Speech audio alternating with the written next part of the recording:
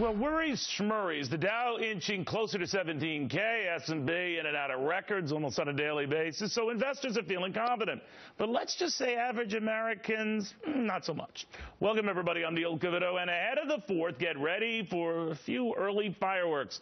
Because while stocks are shooting up, a stunning new poll showing a lot of Americans are fired up and now telling Washington to go.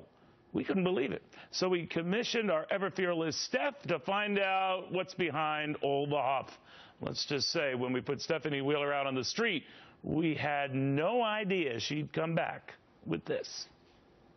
We've left the Founding Fathers, we've left the Constitution, it's all trash, you know. I'd like to see us making decisions less based on fear and more based on fiscal realities. People feel that government has gotten more corrupt and that money in some ways sort of buys access and buys gratitude and influence. They're not working together. You know, there has to be compromise. I'd be embarrassed if I were a congressperson, yeah, absolutely. It is embarrassing. We as people need to elect people who want to actually solve problems instead of create them. All right, to our own associate producer, Stephanie Wheeler, who conducted that interview, and even in the case of that one guy, threw money as he was talking. It was really great, a little graphic effect. Yeah. It was very nice. Fox Biz All-Stars here as well, Hadley, Heath Manning, and Scott Martin, Kaylee McEnany. So what was their sense that I see a great disconnect between all these people buying up stock downtown and all these folks you were talking to here uptown? Well, the thing is, when you invest in the stock market, you're a willing investor. These people are not willing investors in the government. The government is taking their money, whatever they want. So all these people, I mean, they had a list of things. They're unhappy with campaign finance, immigration, contraception, foreign policy, healthcare, you name it. Every single thing was brought up when I was talking to these people. And it wasn't a partisan issue. They were fed up with the people whose party that they affiliate with.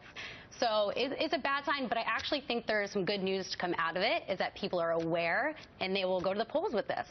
All right, but I wonder who they take it out on, Kelly. I mean, I was reading a thing, and maybe it was the last time Stephanie was with us. We're talking about the one-third factor. One-third of young people don't trust or want anything to do with the stock market. One-third don't trust or like Washington. One-third don't trust or like the president. One-third roughly don't trust or like Congress. And on we go. There's this sort of cynical 1 out of 3 of us, largely young folks, who are just saying, the hell with it. We don't buy what's happening on Wall Street. We don't like what's happening on Main Street. What's going on? That's absolutely right. They feel like they can't trust either party, and that's why we need a Ronald Reagan-type figure to swoop in, save the day, and hit into this populist undertone we're seeing. I saw that when you were playing those sound bites. People don't trust anyone. They want someone who says, I feel the pain of sending your kids to college in these high debts. I feel the pain of high taxation, and I want to help you. Truly, I care about you. That's what they want to hear. You know, Hadley, in these moments, great leaders arrive. I don't know who's out there to fit that bill. What do you think? You know, great leaders don't just take a role within government. They can take a role within our society and our culture at large. So we may see some changes there. I think the silver lining with this poll, Neil, is that it's good for Americans to be skeptical of government and government's ability to solve every problem. Yeah, but look I think at this that's an poll. American opinion. It's one thing that you can't see where you are, but that's a pretty jaded bunch there when that many people are saying, well, 93% have just really had it right now with Congress. And look at Obama and look at what it says about the Supreme Court. The fact of the matter is, there's no inherent confidence, as we know. And Scott Martin, that doesn't jibe with a Wall Street that's on fire. No, it doesn't, and clearly it's not helping the poll numbers. Now, we know what's going on with Wall Street, Neil. The rich are getting richer, clearly, and that's one thing that's the big disconnect going on. I mean, the economy is getting better. It's just not where it should be, and that's not helping most of us. But look, I think your point or your question is a really good one.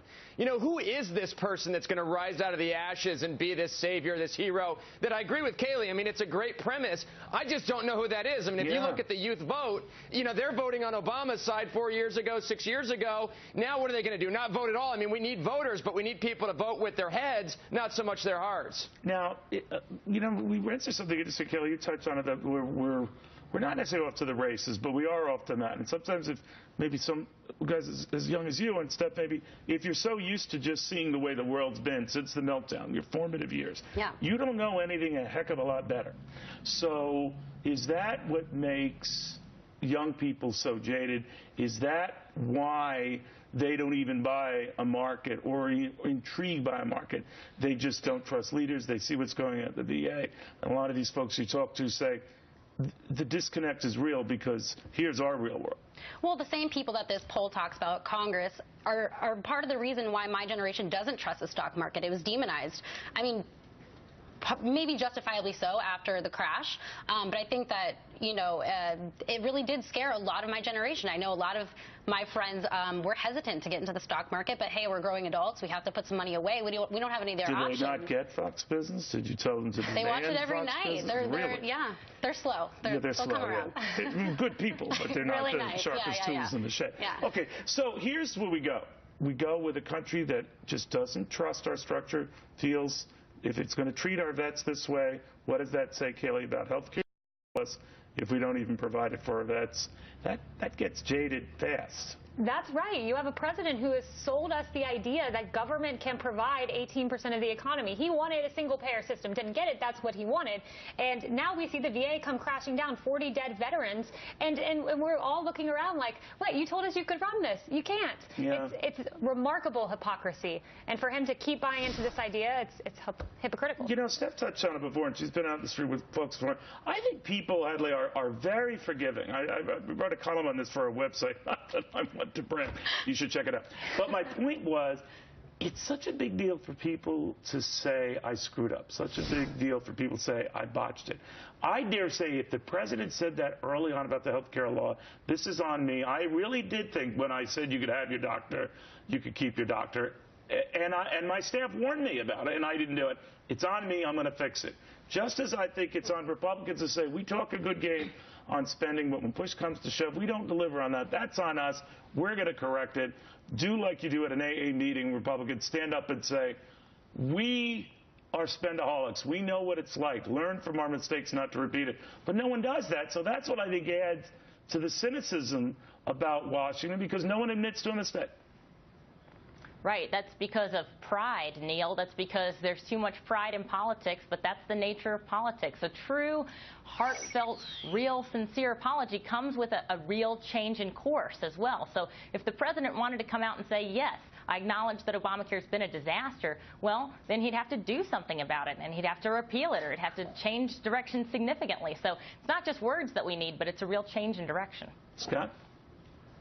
Neil, look, I mean, this president does not, or even this administration, or even other members of Congress, I think to one point that was brought up earlier, you know, nobody knows who to blame nowadays because there's so much finger pointing. So you're asking the American people to a pile of mud to figure out really who's to blame here. I hope, to Steph's point, though, they do take it to the polls this time, because in recent elections we have not seen that happen.